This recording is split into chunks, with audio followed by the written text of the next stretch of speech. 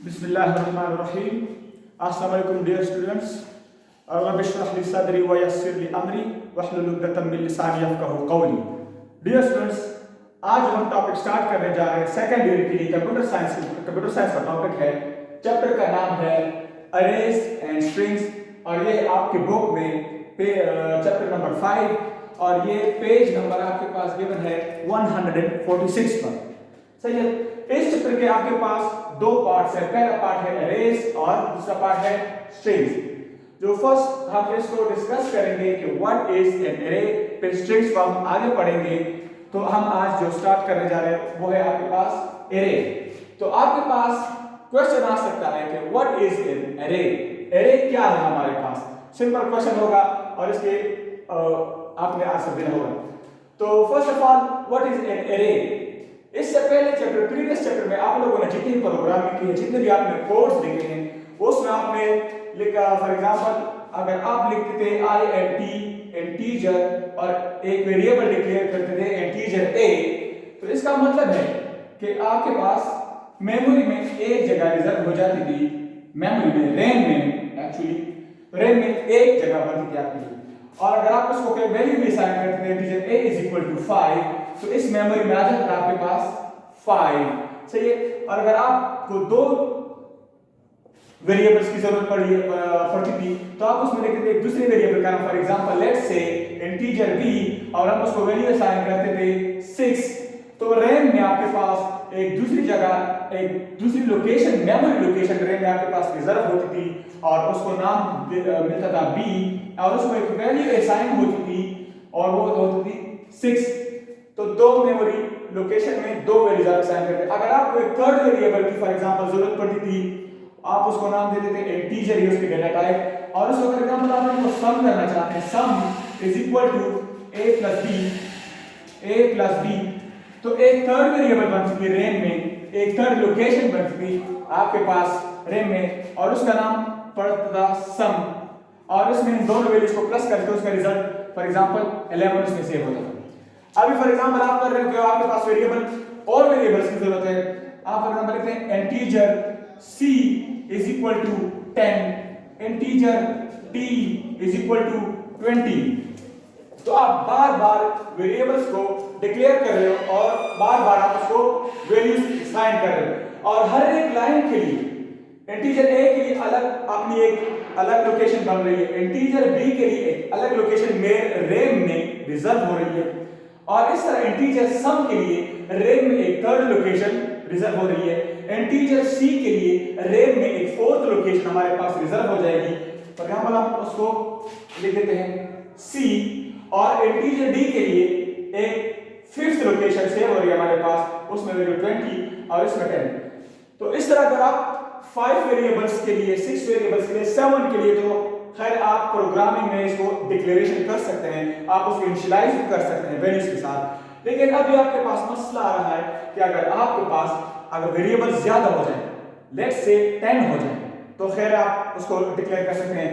20 हो जाए, 30 हो जाए, 50 हो जाए, अगर आपके पास वेरिएबल्स की तादाद आपके पास ज्यादा हो रही है, a b c d f g, और फॉर एग्जांपल उसके नाम और भी चेंज हो रहे हैं, इसमें मुख्तलिफ वेरिएबल्स आ रहे हैं और आप उसको अलग अलग डिक्लेयर कर रहे हैं, तो आपका नंबर ऑफ लाइन या नंबर ऑफ कोड बढ़ेगा उससे। तो इस झंझट से या इस प्रॉब्लम से खुद को सेव करने के लिए हमारे पास एक टेक्निक है जिसको बोलते हैं एरे, और इसके लिए फिर हमें एरे की जरूरत पड़ती है। तो एरे हमारे पास क्या है? एरे इन सब वेरिएबल्स को अलग अलग लिखने की बजाय एक वेरिएबल, अगर मैं एक वेरिएबल लिख दूं, फॉर एग्जांपल अगर मैं लिख दूं a, और उसको मैं 1 2 3 4, तो बजाय के आप ये हमारे पास एक वेरिएबल, इसका टाइप इंटीजर, ये भी वेरिएबल और इसका टाइप इंटीजर, ये वेरिएबल इसका टाइप इंटीजर, सी हमारे पास वेरिएबल इसका टाइप इंटीजर। तो मतलब ये सब जो वेरिएबल्स हैं इनमें सब डेटा जो सेव हो रहा है इंटीजर टाइप सेव हो रहा है, सब में डेटा इंटीजर टाइप सेव हो रहा है। तो अगर हम इतने सारे नाम a b c मुख्तलिफ नाम देने के बजाय अगर हम a की नाम दे दें a, और इसको फॉर एग्जांपल 5, b में हमारे पास 6, और सब में हमारे पास सेव हो 11, और c में हमारे पास सेव हो फॉर एग्जांपल 10, और अगर इसको इस तरह और भी आगे लेके जाएं, हमारे पास 20, तो 1 2 3 4 5, देखिए 1 2 3 4 5, और वेरिएबल का नाम हमारे पास एक है, एक वेरिएबल है और उसमें सारा डेटा जो सेव हुआ है इंटीजर का सेव है। तो इस डेटा को इस स्ट्रक्चर में या एक सीक्वेंस में सेव करने के लिए या कंसेक्यूटिव डेटा, इसको बोलते हैं कंसेक्यूटिव डेटा को कंसेक्यूटिव स्टाइल में सेव करना, तो ये इस लिए हम यूज करते हैं एरे। तो एरे के हम डेफिनेशन लिखते हैं कि व्हाट इज एन एरे। इस जनरल से जान छुड़ाने के लिए हम यूज करेंगे एरे को यूज करेंगे। तो first of all let me define you an array. तो एरे के बारे में सिंपली कहा जाता है कि it is an array is a collection.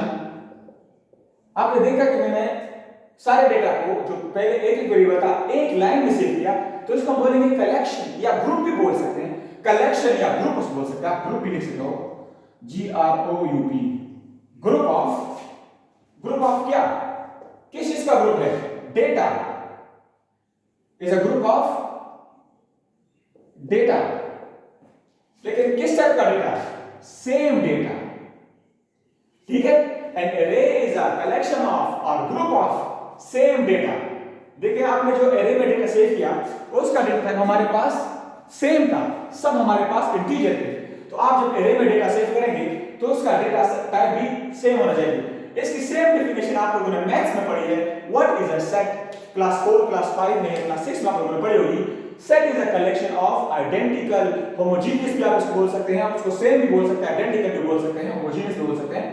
तो same is the definition of array. Array is a collection और ग्रुप ऑफ सेम डेटा, ठीक है। ये आपके पास एरे होगी और इसका वेरिएबल का नाम सेम होता है। इसकी एक और डेफिनेशन हमारे पास है कि array are used to store multiple values in a single variable. इसका क्या मतलब है, एरेज, ये एक हो गया, arrays are used to store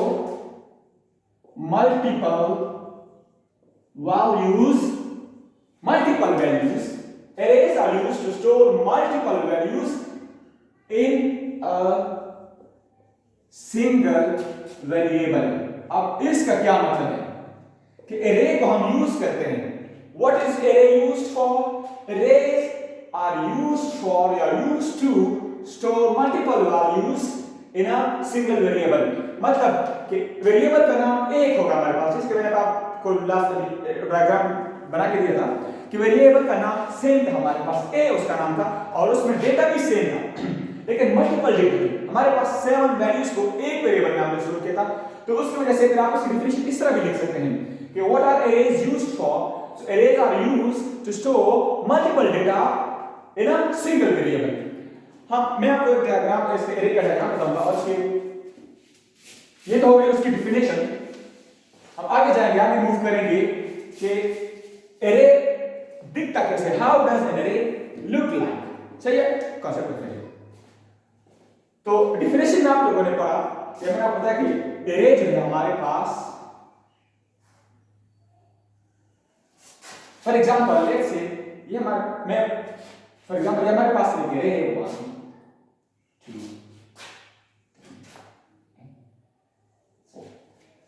2 array की शक्ल कुछ हमारे पास इस तरह होती है। अच्छा, तो ये हमारे पास कितने लोकेशन है, 1 2 3 4 5।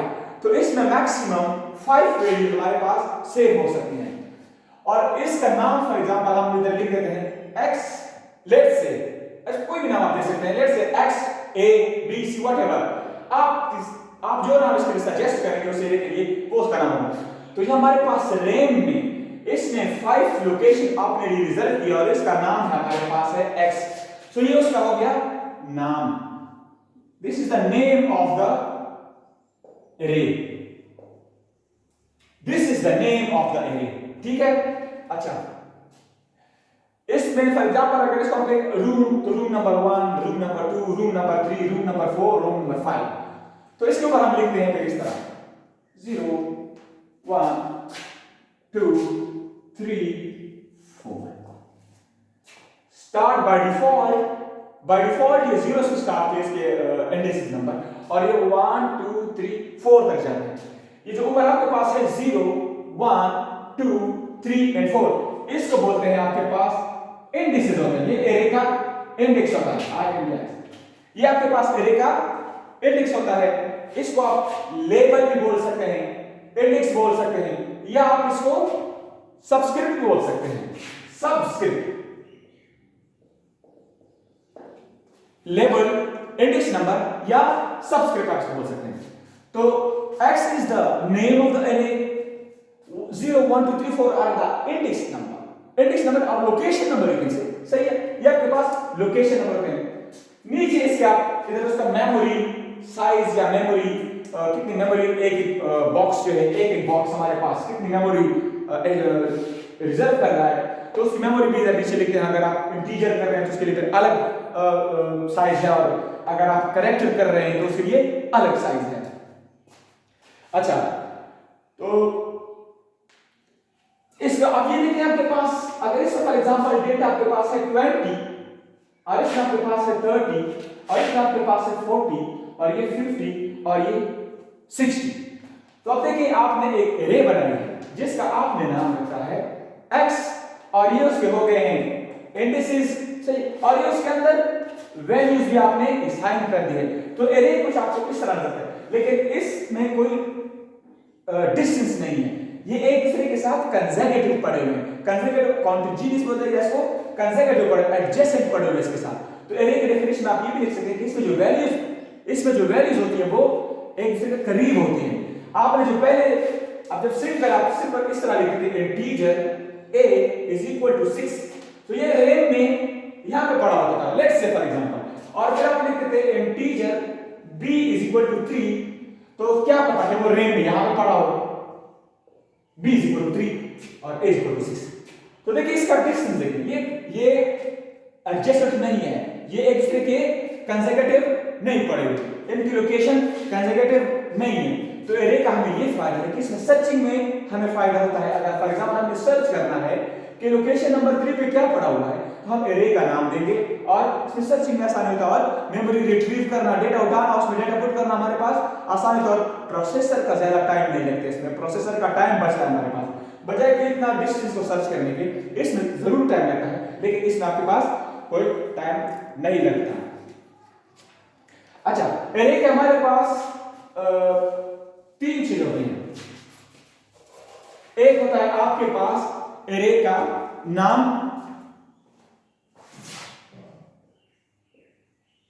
नंबर फर्स्ट आपके पास है एरे का name, second is size of the array, कि साइज का एरे का साइज कितना है, और थर्ड आपके पास होता है इंडेक्स नंबर। ये 3 चीजें आप अपने पास याद रखें कि जब आपसे पूछा जाए कि व्हाट इज एन एरे, तो आप एरे की डेफिनेशन लिख दें, डायग्राम बना दें, और उसके बाद आप बता दें कि नाम क्या होता है एरे का, साइज क्या होता है, और इंडेक्स नंबर क्या होता है। नेम मैंने आपको बताया कि is the name of identifier या वेरिएबल, जो आप उसको डिफाइन कर रहे हैं। मतलब आपने इधर लिखा हुआ है x, तो this is the name of this array actually. सही है। अब इस साइज इसका हम किस तरह लिखते हैं, फॉर एग्जांपल इसको हम बोलते हैं आइडेंटिफायर। ये आपके पास आइडेंटिफायर या वेरिएबल नेम। ठीक है। साइज क्या होता है आपके पास कि कितनी लोकेशंस की मेमोरी आप बनाना चाहते हो, आप कितने लोकेशंस की मेमोरी एरेज में बनाना चाहते हो। फॉर एग्जांपल अभी तो जो हमारे पास बना हुआ x, तो इसका साइज हमारे पास है 1 2 3 4 5। हम इंडेक्स नंबर को काउंट नहीं करेंगे, हम लोकेशन को काउंट करेंगे 1 2 3 4 5। तो इस एरे का साइज हमारे पास है 5। तो हम इसको इस तरह लिखते हैं। फॉर एग्जांपल पहले आप वेरिएबल का नाम लिखेंगे x, सही है, और उसका साइज कितना है। तो एरे को अच्छा एक्चुअली रिप्रेजेंट कैसे करते हैं, with the help of the square brackets. अगर वेरिएबल के सामने आपने स्क्वायर ब्रैकेट्स डाले हुए हैं, तो इसका मतलब है कि ये एरे बना हुआ है हमारे पास। और अगर आपने उसके अंदर लिखा है 5, तो इसका मतलब है कि हमारे पास एक array बना हुआ है जिसका साइज हमारे पास एक्चुअली है 5 मेमोरी लोकेशंस। तो x is the name of variable and 5 is the size of that variable or that array। और अगर मैंने लिख भी दिया है कि इंटीजर, और अगर इंटीजर लिख दिया तो बात और भी क्लियर हो गई कि हमारे पास ये जो है हमारे पास array का नाम, name of array, this is the type of array कि इस array में किस टाइप का डेटा सेव हो रहा है हमारे पास, और ये 5 जो है हमारे पास ये उसका हो गया हमारे पास साइज। तो मतलब 5 लोकेशन की array हमारे पास बनाओ। इस लाइन का मतलब ये हमारे पास आप कंपाइलर को कह रहे हो कि array में मेरे लिए 5 जगह रिजर्व करो, 5 लोकेशन मेरे लिए रिजर्व करो, तो आपके लिए ये लाइन ये काम करेगी। यहां तक काम है।